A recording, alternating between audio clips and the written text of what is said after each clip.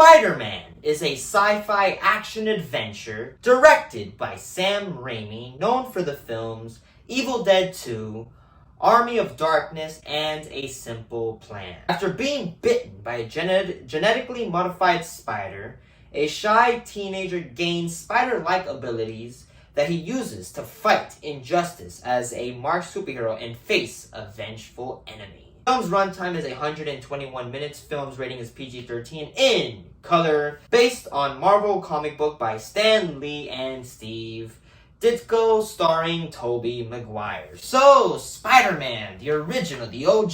I got to see it for the first time. Well, not first time. I've seen this movie multiple times. This is like, what is it, third time watching it? But I can't even say because I can imagine how many times I saw it as a kid. But I can point to the times I've seen these movies, so that's why I'm talking about them.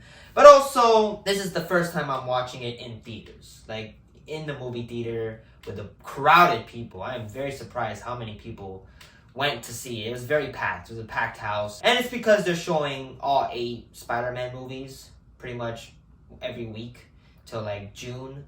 So I don't know if I'm going to be talking about all of them. I know for sure I'm probably going to talk about the original trilogy and probably Tom Holland's. But the Amazing Spider-Man, I don't know. I haven't seen it that many times, but I'll see it in theaters though. So maybe one day I'll talk about those movies. We're going to strictly just keep it to the original trilogy, which is the one I grew up with when I was a kid. Tobey Maguire is my Spider-Man, the one I remember, the one as a young kid, the first. And I even remember seeing, not this one, but I think it was the third. Because it came out during, 2006? So I was very little when that came out. And I remember, I think, having a DVD for it. And I went to, kindergarten. And I think I was like, play this movie. And they're like, that might be a little too much. Like, bro, it's Spider-Man. Me too much. Yeah, that one is going to be an interesting talk. But the original Spider-Man movie, I love these movies, even though they're definitely dated. That, when it comes to just how comic book movies are nowadays, the movies from that time was very comic booky. They're very much, very comic book based. It had the goofiness and just the goofiness that you don't get from comic book movies these days. But for some reason, it's just different.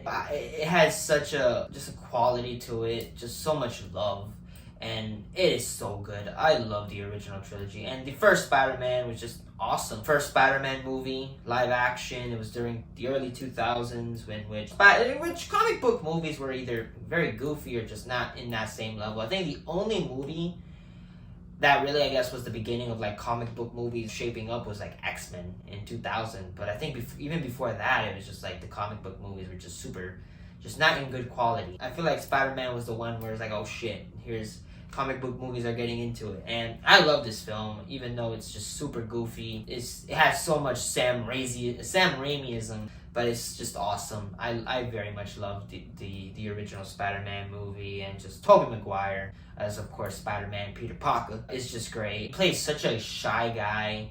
He plays the perfect nerd. You know what I mean?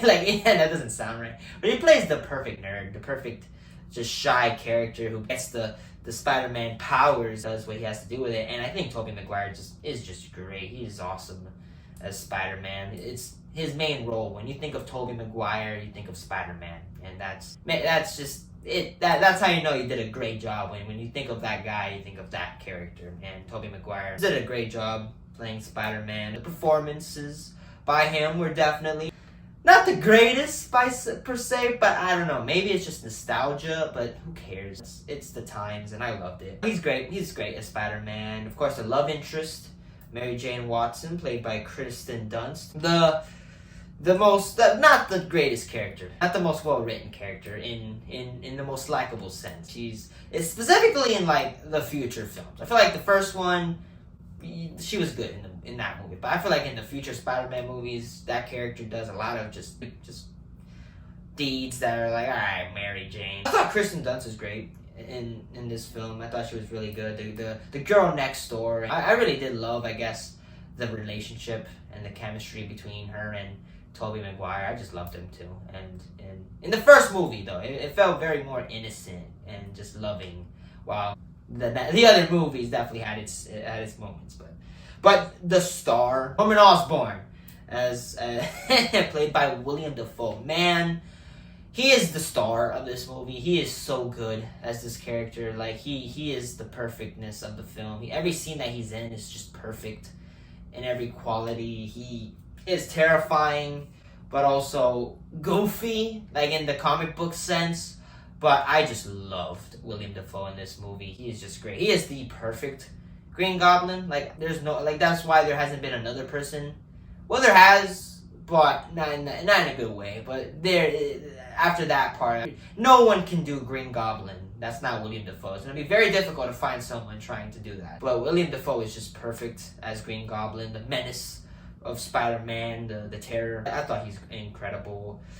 Supporting characters, another star. And one character that you can never, I don't think anyone can play this character, is J.K. Simmons as J. Jonah Jameson. He is the perfect J. Jonah Jameson, to the point where every other J. Jonah Jameson is J.K. Simmons. Like, he is so perfect in this role that it's just like he embodies that character perfectly. And he's only on screen for such a little time, but he just nails it in every scene that he's in. That's how perfect J.K. Simmons is as this character. And you got other supporting characters. James Franco as Harry Osborn, the best friend of Peter. But honestly, man, that is one of the faults, I guess, of this trilogy, is that it doesn't really show them as like best friends in a way. Like Harry Osborn is kind of an asshole to Peter. Like he uses his line on Mary Jane and gets with Mary Jane. Like Harry, you don't really see that friendship between Harry and Peter in a way where it's like the entire trilogy. Like you don't see it at all. Like you can't look at these two like they're best friends. That's why I hope like if they with the other Spider-Man movies they kind of like deal with it a little better, where they show them like bonding, being cool friends, having a great time.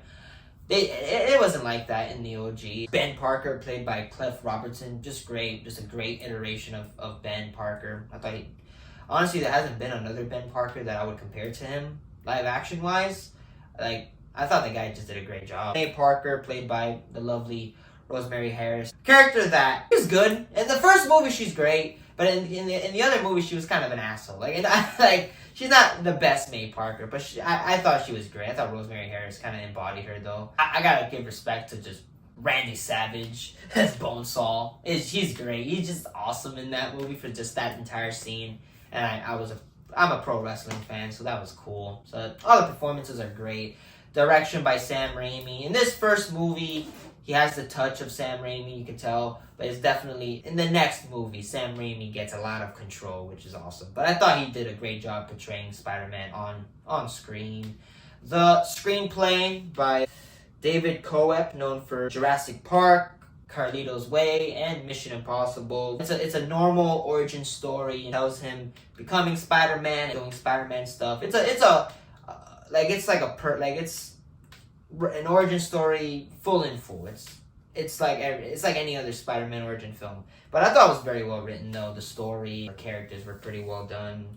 The score by legendary Danny Elfman is just great. Funny enough, man's done two superhero. Before this, he did the Batman movies. So Danny Elfman now does a Marvel movie. So it's just Danny Elfman really is. He does iconic scores for superhero movies. He did it for Batman, and he does it again with Spider-Man. The score is just incredible. Right in the beginning of the movie when you hear the it's just awesome. It gets you pumped up immediately. EP Don Burgess, great, very well shot. The film looks great. The VFX definitely is a little dated. In theaters, it doesn't look as bad though, but on any other time, it's kind of like, but in the theater, it was a little like better. I don't know. I didn't feel like the VFX were that shit in cinemas, but it's definitely not good visual effects at the time. But it's just, you can't really judge it, man. It was 2002. You can't really judge that stuff. And everything's great. The costume designs by James Akeson. I mean, the suit is iconic. The web lines, it's just great. And Spider-Man, I love this film. Seeing it in theaters really made me feel like a kid. I don't know. I don't know. I haven't felt like a kid in a movie theater. Like, honestly, I was like giddy while watching this movie in theaters. I love Spider-Man. I thought the OG is just awesome. It's definitely dated for its time. I can look past it and I can just love it. The kid is like just awesome. Seeing these movies in theaters, just super special. I'm very excited to see the other Spider-Man movies in theaters. I love the OG Spider-Man movie, and I am very excited for which is probably my favorite, is Spider-Man 2. So hopefully I get to see that in theaters.